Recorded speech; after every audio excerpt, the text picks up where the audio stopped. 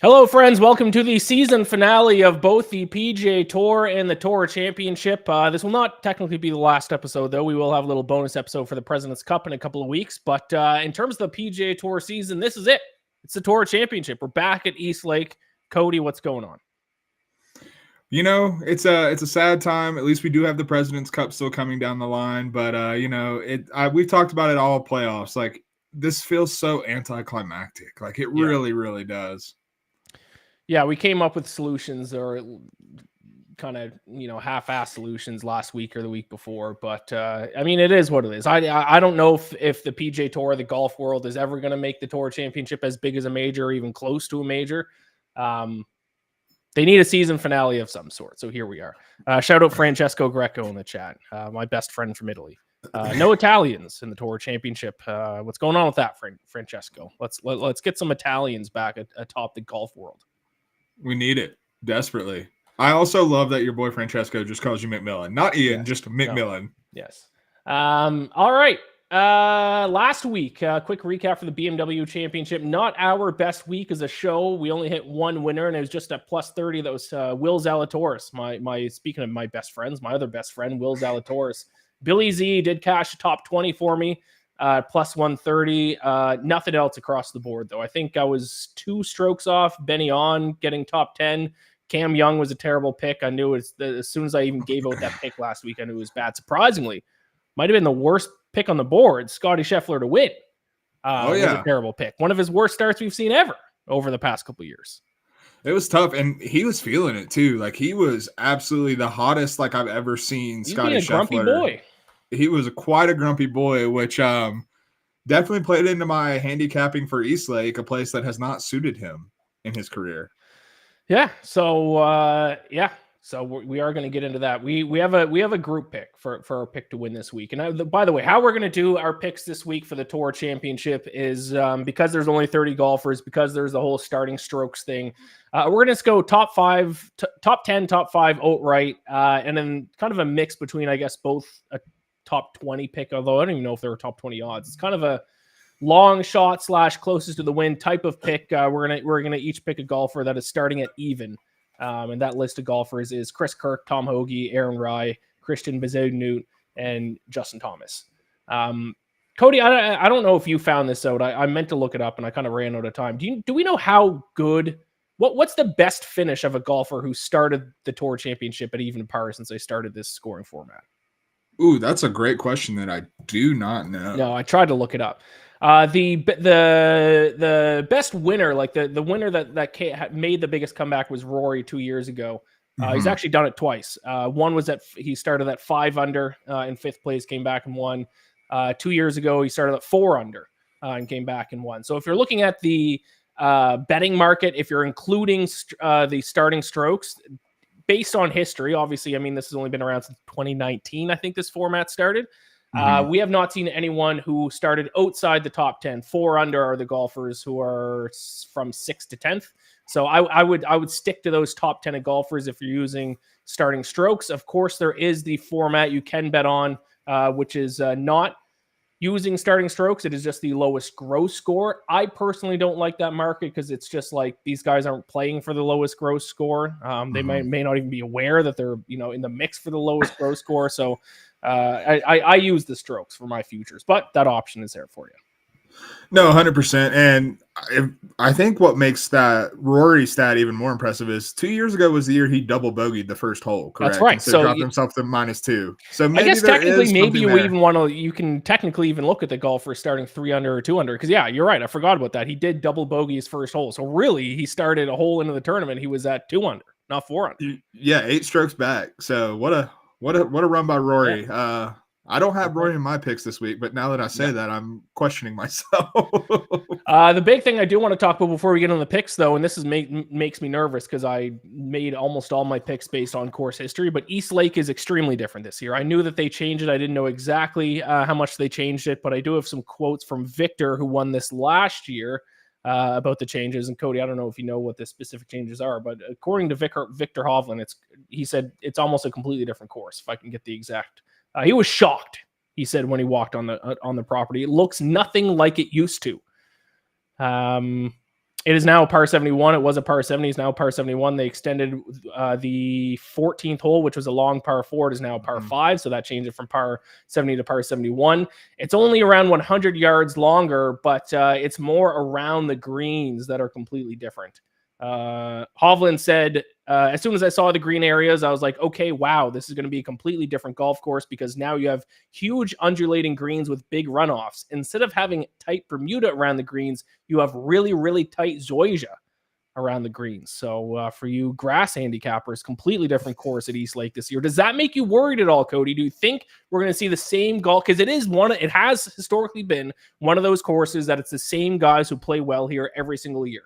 Is that going to be the case again this year, or are we going to see like completely different guys at the top of the leaderboard?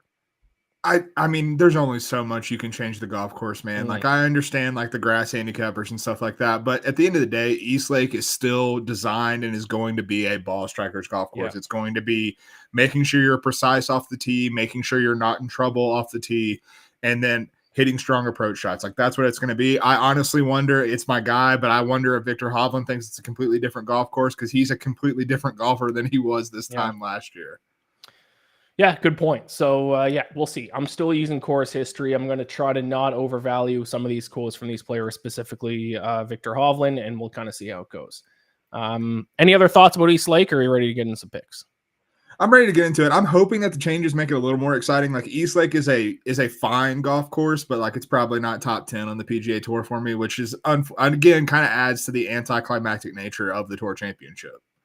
By the way, I do have to say I did technically give out a winner last week. Lydia Ko won the AIG Women's Open. I gave out 3 picks. One of them was Lydia Ko. It was Lydia Ko, Ayaka Furaway, and Gabriella Ruffles was my long shot. So shout out Lydia Ko. What a European trip for her. Shouts to Nelly Korda absolutely choking that away. Yeah. What happened to Nelly Korda? Nobody's asking that question. Well, somebody asked that question. I don't know what happened. She stinks now. I don't know what's going on. She stinks after her runner-up finish at the Open Championship. Well, the Nelly Korda 3 months ago wouldn't have choked that. That's true. She'd have won by 10 strokes. Yeah, correct. All right, let's get into it. So we're going to start with top 10. Like I said, we're going to go top 10, top 5, our picks to win, which is a squad ride this time around, although we are betting it a little bit differently. Then we're each going to give out a pick of a guy who's starting at even par. So let's start with top 10, though. Who do you got to finish in the top 10? And I believe, I know it is the case for me, but for top 10, top 5, you are using starting strokes, correct? Correct. Yes. Okay. This is with starting strokes. My outright is the only one that doesn't use starting strokes. Got it. Top 10, Billy Horschel at plus 220. I wanted to find a little bit of value, and I think it's there with Billy Ho. We've seen him have success at East Lake. Obviously, he's a past FedEx Cup champion, so I do hold that in high regard, even though his course history is a little bit up and down there. But over the past couple of months, we've seen Billy Horschel really start to just come into his own as a ball striker. I think earlier in the year, he was kind of just like ham and egging it his way to decent finishes, but now it's really starting to look like a complete golfer. Over the last 20 rounds, he is top 6 in both strokes gained tee to green and weighted strokes gained approach. And he's also, and like, again, that history at East Lake, I think we're both handicapping that pretty heavily. And the fact that he's had success here previously means quite a lot to me. I think Billy Horschel, who I believe is starting 3 strokes back of the top 10, I think the way he's ball striking it right now, the way he's able to find the fairway off of the tee, I think it's going to serve him really, really well this week. And I can see him absolutely vaulting into that top 10. Yeah, so he is going to be starting at 1 under par. So yeah, 3 strokes back from a top 10 spot. I'm also betting for my top 10 finish a guy who is starting at 1 under par, 3 strokes back of top 10. But I'm going even kind of deeper on the odds list here for my pick. I'm going to go Sepp Straka to finish inside the top 10 with starting strokes included. Pretty solid finish for Sepp Straka last week, T13. But what I liked most about his finish is that he actually lost a little bit of strokes off with his approach game, which is usually his strongest part, but he had his best putting performance of the season. Now, it's hard to kind of rely on that because some putting is hot and cold, as we all know. You could have a great putting performance and then lose strokes putting the next week. But I mean, sometimes guys do figure something out with the putter. He gained 1.66 true strokes around per round on the greens last week at the BMW Championship. And he's also sneakily kind of becoming like a vet at East Lake. This is his third year competing at East Lake. 7th best gross score 2 years ago, 6th best gross score last year. So he has some good history at East Lake as well. So good form, T13 last week, good history at East Lake. Plus 430 to finish inside the top 10. He's starting at 1 under par, so 3 strokes back from a top 10 spot. I'll take a shot on Sepp. Septic tank, baby. Let's go. I'm always down for a Sepp Straka bet. You talk about volatility with the putter, though. Sepp Straka is as volatile as they come with the putter. For sure. But last week was his best putting performance of the season. So, I mean, I don't need that kind of performance again, but even if we can get in the green with strokes on the green, then perfect. Let's do it. All right, top 5 picks, strokes, starting strokes included. Yeah, and I'm going back to a guy who I bet on last week. Let me down, but I'm going for it again. Patrick Cantlay for a top 5. He's starting, I believe he's starting at 4 under, so he's 1 stroke back of this number.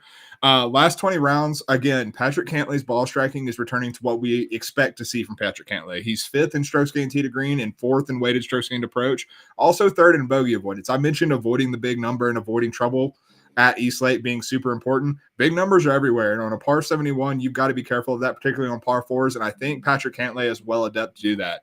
His course history at East Lake is actually not as strong as I thought it would. Going by strokes game model, I believe he was 18th out of the 30 players in this field in terms of course history. And not everyone has played this course, so that's very low on here. But I still think that in terms of what Patrick Cantlay is capable of, and what we've seen from him over the past month or so, he is absolutely suited to play well here this week. More importantly, it's no hat pat. What motivates him more than anything? Money. There's $25 million on the line to the winner this week. I guarantee you he wants to get as close to that as possible. So getting plus 188 odds for a top 5 where he basically only needs to gain 1 stroke on the people ahead of him, I'm all about that. Hats off for your bank account. Hats off for your bank account. Yeah, so I like Cantlay as well. I actually, when I wrote my betting preview on SI, the 2 outright picks I gave were the one I'm gonna give out on the show, and the other one was actually Patrick Cantlay. And when you bring up his course history, I think the reason why he shows his ranking is his first 3 years at East Lake, not good. 20th in gross score, 21st, and then 28th his first 3 years at East Lake. But he's improved. His last 3 years at East Lake, 4th in gross score, 7th, and then 6th. So his course history has improved his 3 most recent starts here, as opposed to his, overall, if you take into account his first 3 starts here. So I think that stat might be a little bit misleading. I think he is better than kind of the total course history strokes gained data shows. That's a great point. Yeah, I would much rather have the last 3 years being those good finishes than the 6 years ago.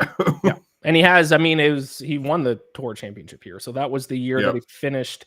So that was 2021. So that was the year that he finished 4th in gross score, and then he had a big enough lead on the other guys that he ended up winning. Had to go out there and get that money, as always. Hats off for your bank account. Hats off for your bank account. What a great chant. All right, my top 5 pick for my article is deciding between Patrick Cantlay and this guy. I ended up going Patrick Cantlay. So since you grabbed him for the show, I will take him for the show. I'm going to go Sam Burns, top 5, plus 320 with starting strokes. So he is at the same as Patrick Cantlay. He's starting at 4 under, but a little bit more of a pick with some recent form. Sam Burns is in.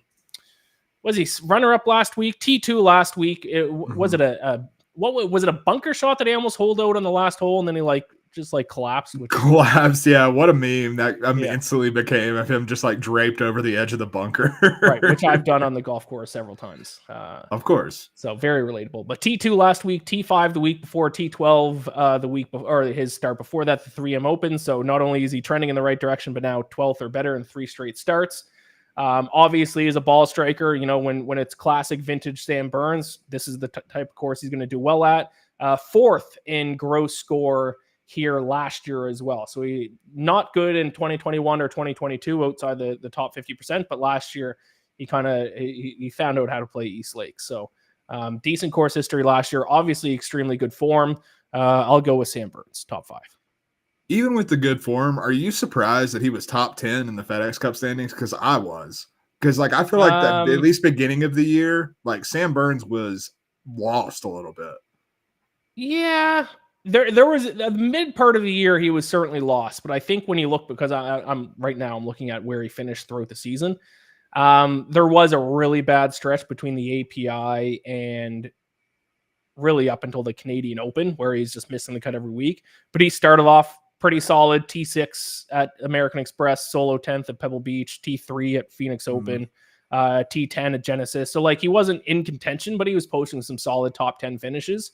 And then he did have a T9 at the US Open as well, his best finish at a major. So, but yeah, that there was that middle stretch of the season that, like, in terms of betting, you just couldn't touch Sam Burns. But he kind of started and finished the season well. I think I anchored to that middle part of the season because I was just Sam Burns, like, and then I saw him T2 last week, and my first thought was, wait, he made the BMW championship based off of that middle of the season. Yeah, never really in contention, even when he was playing well. But I mean, a few top 10 finishes at some signature events is going to be enough to get it done. Did Willie Z did not make it this week, did he? I don't believe so. No, I don't think so. He must have been pretty close with the T13 last week. Yeah, I think he had to finish like top 7 or something like that, if I remember correctly, to get in. Yeah, it was close, but he not quite. Especially with Keegan winning and obviously jumping in to the field. Right. By the way, what a win for Keegan Bradley that we didn't even bring up there, from 30th or 50th. He was the last guy in the field, right? Yeah, and then he winning the event. What a story. Do you put him on the President's Cup team? Who knows, man? At this point, I'm not qualified to make that decision. Also, who cares? It's the President's Cup. Yeah, President's Cup is all vibes. And, do people like Keegan? I don't know. Maybe not. We'll see. I know we're going to talk President's Cup in a couple of weeks, but you Americans are getting cocky with the President's Cup, and it's going to come back and bite you. Like, I was listening to No Laying Up. They want to get like Nick Dunlap on the team and just give it to all these young guys. They're like, it doesn't matter. We're going to win anyways. Cockiness is going to catch up to Team USA. It might not be this year. Soon they're going to lose, and it's going to be embarrassing. I don't know why you're accosting me. I fully admitted this last week when we talked about the President's Cup. I said that the international team is absolutely gaining ground on the Americans, especially because like the Americans like 6 through 12 or 7 through 12 are not impressing me right now. Like, if you bring Jordan Spieth and Justin Thomas to this event in Montreal, who knows what the hell you're going to get from those guys? They have been all over the planet this year. I haven't looked at President's Cup odds yet, but I think it might be time for a bet on the international team. You're going to move the line. I can feel it. President's Cup right here. Team International plus 270. Oh, yeah. That's a 3-way line, including tie. So you get a little bit better on that if you go 2-way line. I like it. It is embarrassing that it's being hosted in Canada and no Canadians qualified in terms of top 6. Corey Connors got booted this past week. So Corey Connors will get in anyways because he's number 7. So obviously they're going to take him. And probably Pendrith. You take Pendrith because he made the Tour Championship. And then other than that, it might be it, which is tough. It's a little tough. It's okay though. Yeah. Maybe bring Mackenzie Hughes just for vibe's sake. Get another Canadian on there. Well, I think if you bring another guy for vibes, it's probably Nick Taylor since he won the Canadian Open. Oh yeah, that's probably a good point. Yeah. Mackenzie Hughes can stay home. All right, let's give out our pick to win. It's a squad ride here, but we are betting on this guy a little bit differently. I mean, I've talked about this before. Anyone who's watched this show knows who I'm picking, and now I guess knows who you're picking. It's Xander Schauffele. Yeah, but you are betting on him a little bit differently. Yeah, I'm doing it without starting strokes. And we talked about course history being so important at East Lake. No one's better than Xander Schauffele. You look at Data Golf's course history tool, 3.55 true strokes gained to the field playing at East Lake over 28 rounds. So it's not a small sample size. He just dominates this golf course. I think the second best is 3.25, and only 3 guys are ahead of 3 true strokes gained here. So, he is absolutely dominated at this course. And I think the reason I'm going without starting strokes instead of just outright to win with the starting strokes is because he is playing from behind. He is still 2 strokes behind Scotty Scheffler, so he is in a chaser's mindset at a course that suits him well. So I think Xander Schauffele goes low this week. We've seen the form. I think he's obviously leveled up this year. And the other thing that really puts me over the edge here, he's not won the Tour Championship despite his success at East Lake. He's come close. He's not finished outside the top 5 in any of the past 5 years, but he is absolutely dominated this place, and now he's right in the mix to go and make it happen, get the $25 million payday. I see him going and taking it by the throat.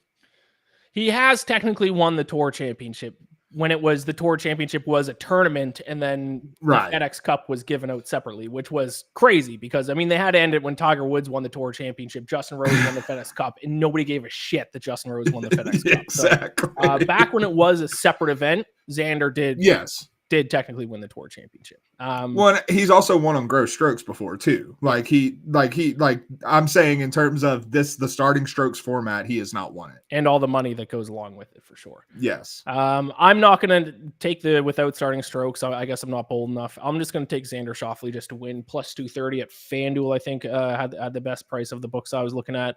Not only does Xander Schauffele dominated East Lake, not only has he been the clear number 2 best golfer on the PGA Tour this season, but you have to like the chances of him catching Scotty Scheffler after Scotty Scheffler. Worst start we've seen from Scotty Scheffler in a long time this past week. T33 at the BMW Championship, but it wasn't even just, I mean, he did technically he finished T41 at the US Open, so he did have a worse start there, but what stuck out to me was he lost strokes approach, which the last time he lost strokes approach was the last time he missed the cut, I think, which was 2022 at the FedEx St. Jude Championship.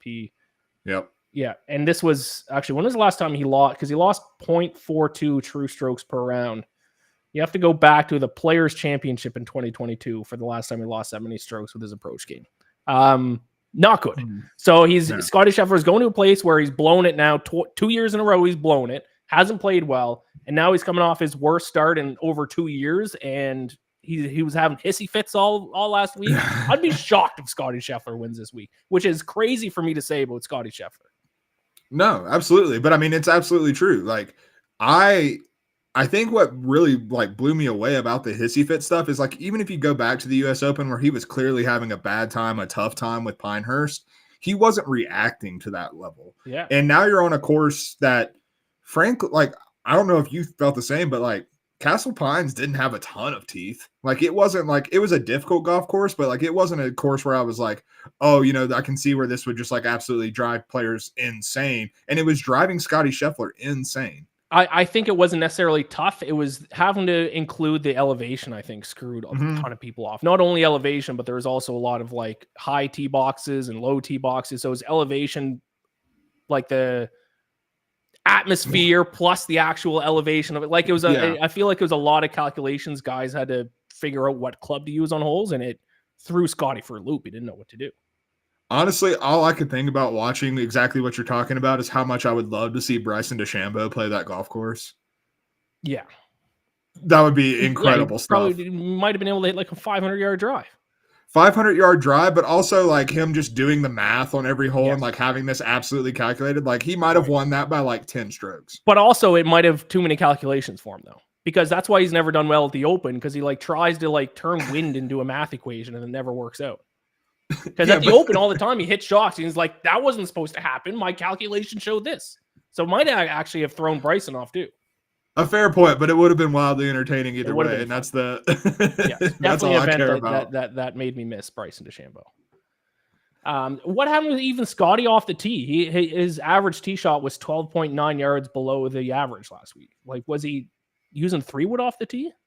I have no idea. I don't know what was happening with him. All I know is he did not have it in the slightest, and it pissed him off in a way that I have not seen. So even though he gets a two-stroke lead for the 3rd straight year, I think Xander should be the betting favorite, and he's not. So give me Xander. I love it.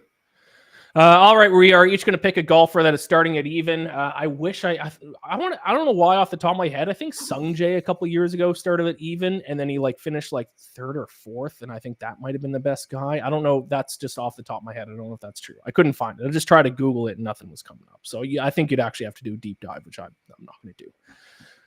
So I guess you can bet these guys that we're going to give out top 10.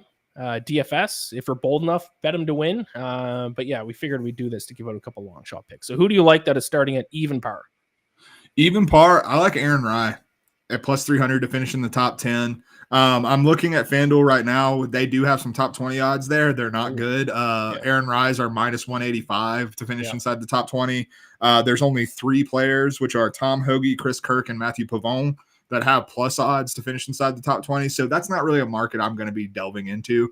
But Aaron Rai, look, like I said earlier, the biggest death sentence for me is if you're in trouble off the tee. That's what happened with Rory when he hit that double bogey on the first hole a couple years ago.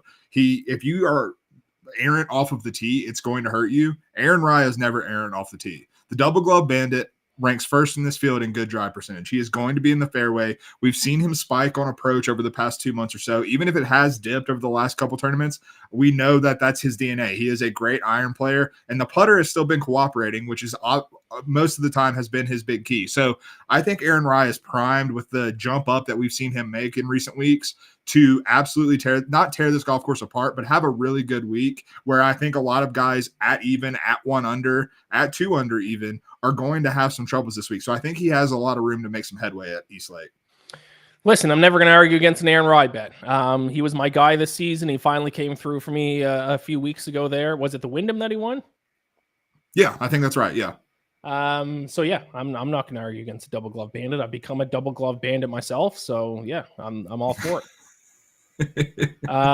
My pick of the golfers, and once again, the 5 golfers starting at even are Chris Kirk, Tom Hoge, Aaron Rai, Christian Mizuno, and Justin Thomas.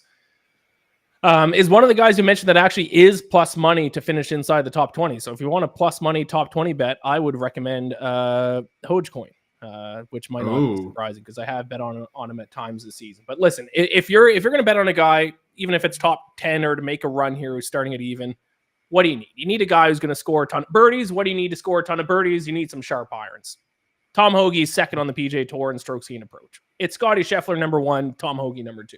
Now he's bad off the tee. He's bad with his putting. He's bad around the greens. So I'm just going to hope and pray he can do enough in other areas, sink some putts. But as we always say, Cody, I would rather, and I believe you believe this as well, I'd rather bet on good ball strikers and bad putters and hope they putt well than good putters and bad ball strikers and hope they strike the ball well. So that's what I'm doing here. I'm going to bet on, outside of Scotty Scheffler, the best, I guess ball striking takes into consideration driving. So maybe I shouldn't say ball striking. The outside of Scotty Scheffler, the second best iron player on the PGA Tour in the Tour Championship. He's got to hit some putts. He can't be, driving the ball all over the place like he does at times. If he can straighten out the driver, hit some putts, Tom Hoge could, in theory, go on a run here. He has the iron play to do it. Yeah, honestly, it's not even the putting that determines Tom Hoge's finishing position. It's if he drives the ball accurately, because he's not long off the tee. Like, he's not someone who's spraying and praying. He's hitting it like 290 and like praying a little bit. Like, it's a weird combination. But if he has that driver straight, then that's literally what I would be looking for. But I think like you said, he's plus odds to finish in the top 20, plus 700 for a top 10. That's a worthwhile wager given his approach play pedigree. Yeah. And also, by the way, he led the field in strokes gained approach last week. So he's coming into it with his irons very sharp. Technically, Hideki led in the did he play a round? Did he not? Yeah. When did he withdraw? Before the second round? So yeah. Of the golfers who played all 4 rounds, he led the field in strokes gained approach by a decent margin too. Yeah, after Hideki missed the 2-footer that would have tied him for the lead after the first round and then withdrew. And how do you play Hideki this week? Just stay away? I never stay away from Hideki. He's too damn good. Yeah. But like, exercise some caution for sure. Oh, by the way, we're not doing, I guess those picks are technically our closest to the win picks. You did win close to the win last week though. My pick, Austin Eckroyd, I think finished second last. So Max Homa did enough to get you the win. As soon as I locked up this competition, you've just gone on a tear, but it was too little too late. And for the viewers out there, Cody did pay up on his bet. My last round of golf on my vacation was paid for by Cody. So thank you for that. Was it worthwhile? Did you play well? I shot an 89, so I'm pretty happy. Hell yeah. I'd love to hear it. That's good stuff. Home course models are off the charts for Iain MacMillan out here. Yeah. Goodness. Yeah. So it was a good round. The last thing I did on my vacation. So it's nice to obviously an 89 is not great for everyone. It's good for me, but it's nice to end your vacation with a good round and not, shooting a 112, which is also possible for me at times. So, oh yeah. Last time I played, I shot a 103 and I was playing with my wife and I walked off the course and she goes, "Are you in a bad mood?" And I was like, "Yeah, I shouldn't be shooting a 103. Yeah. Nothing puts me in a worse mood than a bad round of golf. If I'm in the triple digits, that's when I'm in a just truly horrendous mood. Yes. But it's always in play. Always in play. Pretty much the same for me. As long as I can stick to double digits, even a 99 will be like, at least I broke 100. And even if I'm not happy with a 99, I can walk off saying at least I broke 100. If it's 1-0 something or even like a 111, my last round in the States before vacation, I shot like a 111. I always wanted to give up forever. So yeah. Anything under 100 is great. Under 90, I'm loving it. I'm laughing. Yeah, we are not professional golfers, and we just talk about them for a living. I guess. Yeah, we're better at betting on golf than playing it for sure. That's right. All right, so that has been Green on the Greens. We will be back. How many weeks is it until the President's Cup? I think 3 weeks?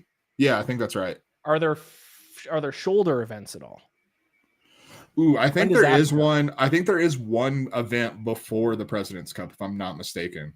Is it the Fortinet Championship? The Fortnite? It's quite possible. Fortnite Championship? I'm trying to pull up the schedule now. Let me just go ahead and complain while I'm pulling this up that the iPhone 15 is not conducive to the PGA Tour app. It will not load for me at all. It's the only app on my entire phone that will not work. So I have no shot tracker unless I want. It is Fortinet. It used to be the Fortinet. Oh, they changed the name?